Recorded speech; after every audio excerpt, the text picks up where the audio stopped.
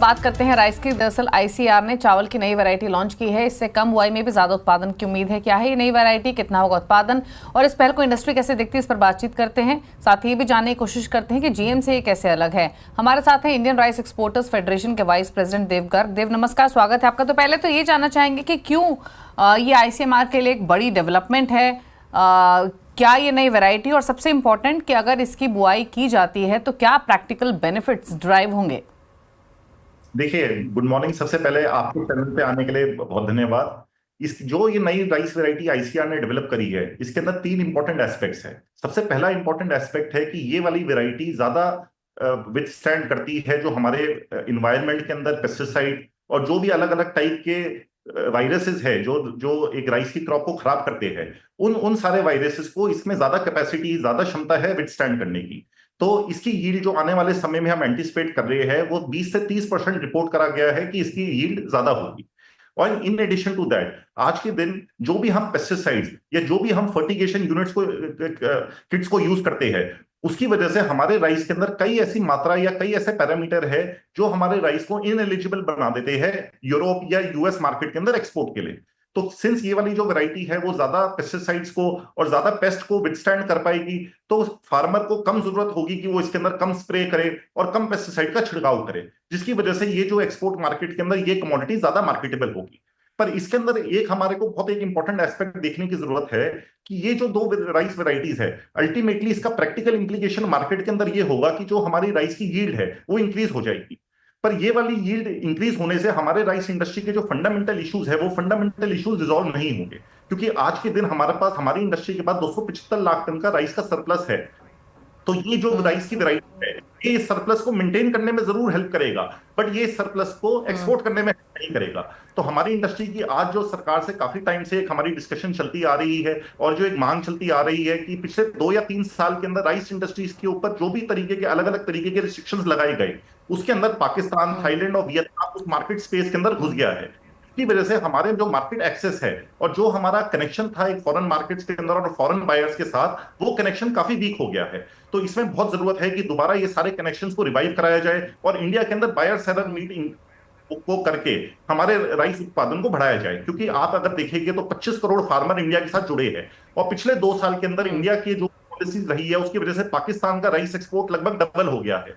तो Indian rice exporter federation ने अपीडा और मिनिस्ट्री ऑफ कॉमर्स के साथ मिलके एक Bharat international rice conference BIRC के एक प्लेटफॉर्म को लॉन्च करा है, जिसके अंदर गवर्नमेंट ऑफ इंडिया के साथ हम मिलके इंडिया के अंदर आज तक जो भी राइस की सबसे बड़ी कॉन्फ्रेंस हुई है उस वाली कॉन्फ्रेंस को लॉन्च करेंगे। कॉन्फ्रेंस के अंदर लगभग 1000 फॉरेन डेलीगेट्स और 5000 डोमेस्टिक एक्सपोर्टर्स पार्टिसिपेट करेंगे। इस लेवल की राइस कॉन्फ्रेंस हमेशा थाईलैंड या पाकिस्तान जैसे देश के अंदर होती आई है, बट क्योंकि India is such a large exporter of rice, उसके बावजूद इंडिया में कभी भी इस स्केल की नहीं हुई है। तो बहुत जरूरी है कि ये वाली राइस कॉन्फ्रेंस इंडिया के अंदर हो और जो भी हमारे कनेक्शंस पिछले 5 साल के अंदर या 3 साल के अंदर जो बैकग्राउंड के अंदर या बैक बर्नर के ऊपर चले गए थे, वो सारे कनेक्शंस हमारे रिवाइव हो। मोर ओवर, अब हमारे को एग्री इंफ्रास्ट्रक्चर के ऊपर बहुत सीरियसली देखने की जरूरत है।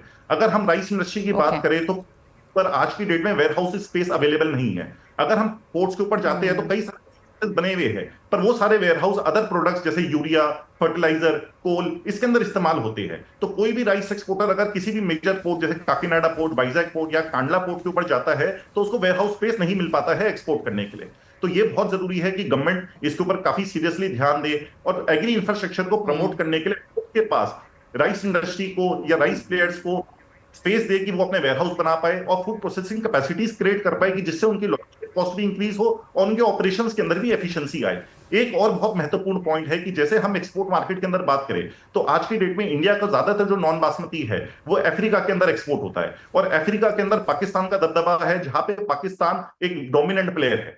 तो इंडिया को जरूरत है कि हम अपनी सॉफ्ट पावर को इंक्रीज करें और एक्सपोर्ट मार्केट के अंदर भी अपने वेयर हाउसेज और फूड प्रोसेसिंग फैसिलिटीज क्रिएट करें फॉरेन पोर्ट्स के ऊपर, जिसकी वजह से it will give us a competitive edge over other countries. Edge होने के बाद एक लॉन्ग ग्रोथ होगी इंडियन इंडियन राइस इंडस्ट्री के अंदर and we will be able to outcompete Pakistan है ना out of this market completely. तो इसमें बहुत जरूरी है कि हम एग्री इंफ्रास्ट्रक्चर के ऊपर बहुत इंपॉर्टेंट तरीके से ध्यान दें। अब जहां तक आपने नई वैरायटी की बात करी, तो गवर्नमेंट रिसर्च एंड डेवलपमेंट और इनोवेशन के ऊपर तो ध्यान दे ही रही है, और इसके अंदर कई तरीके की सीड्स गवर्नमेंट हर साल प्रमोट करती है। बट इसके अंदर एक जो सबसे बड़ी कमी है वो है एक टारगेटेड अप्रोच की। अगर हम राइस के अंदर बात करें तो नई वैरायटीज तो आती है, पर नई वैरायटी जब तक काम की, जब तक इसकी मार्केटिंग इंटरनेशनल मार्केट के अंदर इंक्रीज नहीं होगी, तो बहुत जरूरी है कि हम एक वैल्यू एडेड प्रोडक्ट्स को प्रमोट करें। ये वैल्यू एडेड प्रोडक्ट्स को प्रमोट करने के लिए गवर्नमेंट को एक डेडिकेटेड और टेलर जी। मेड अप्रोच के लिए बनानी पड़ेगी, जिसके अंदर हम एक स्पेशलाइज इंस्टीट्यूट बनाए जो राइस इंडस्ट्री के वैल्यू ओके। एडेड प्रोडक्ट्स केवल रिसर्च एंड डेवलपमेंट पे करे। क्योंकि अगर हम चावल का उत्पादन करते रहेंगे और नए नहीं प्रमोट करेंगे या नए प्रोडक्ट्स को नहीं इन्वेंट करेंगे, तो इन राइस वैरायटीज को भी ओके। प्रमोट करने का कोई फायदा नहीं। तो it is very okay. Important कि ओके। इस है ना, has a targeted and tailored made approach for the okay. Rice industry. बिल्कुल। अगर बिल्कुल। तो बिल्कुल, तो यहाँ पर देव ने जैसे राइटली पॉइंट आउट किया कि एक बेटर इंफ्रास्ट्रक्चर, बहुत सारे और इनिशिएटिव्स लेने की ज़रूरत है अगर आपको इंटरनेशनल मार्केट्स में अपनी कॉम्पिटिटिवनेस बढ़ानी है। ये डेफिनेटली एक बड़ी डेवलपमेंट है आईसीआर के लिए, लेकिन बहुत सारे स्टेप्स राइस इंफ्रास्ट्रक्चर से जुड़े हुए उठाने की ज़रूरत है। थैंक यू देव, डिटेल में आपने बातें समझाई इस खबर से जुड़ी हुई। लेकिन फटाफट से महिंद्रा एंड महिंद्रा